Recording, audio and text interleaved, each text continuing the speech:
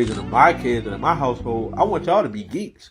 Right, Nigga, because the geeks are winning. Yeah, The yeah. smart are winning. They're getting to a bag. You feel me? You definitely. So with that being said, you don't feel like you raising your kids soft. No, you just we feel gonna learn how to fight. You raising We them gonna smart. we gonna learn how to fight.